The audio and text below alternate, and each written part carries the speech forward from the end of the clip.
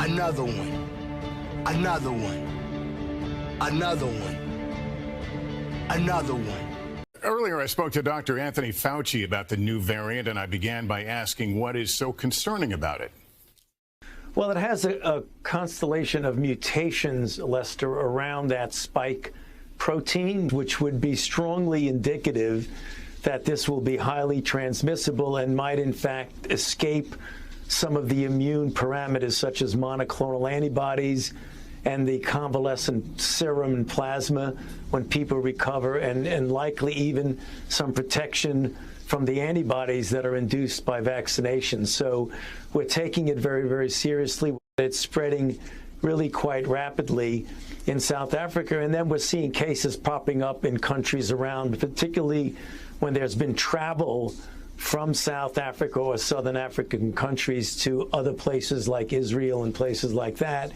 And for that reason, the president decided prudently to put the travel restriction on not only to South Africa, but to 7 other countries that border South Africa.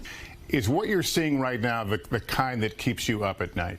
You don't want to frighten the American public, but when something occurs that you need to take seriously, you take it seriously and you do whatever you can to mitigate against that. I mean, I'm saying this absolutely clearly, that if ever there was a reason for unvaccinated people to get vaccinated, and for those who have been vaccinated, when your time comes up, to go and get a booster shot, because even though there may be some diminution, and we don't know that in the protection against the vaccine, certainly to be vaccinated and boosted is always better than not to be. So that's the first thing. The second thing is what the president has decided to do.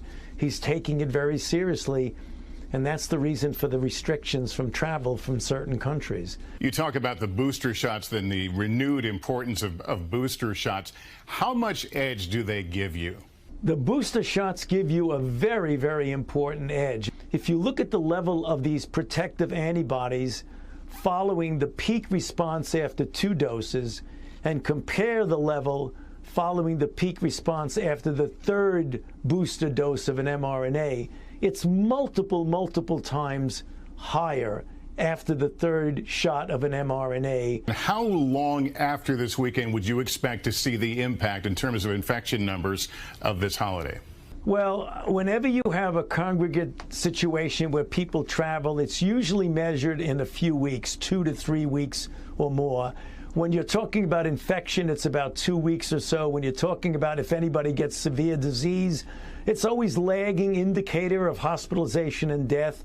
We hope that people, when they travel, they're careful so that we don't see a major spike.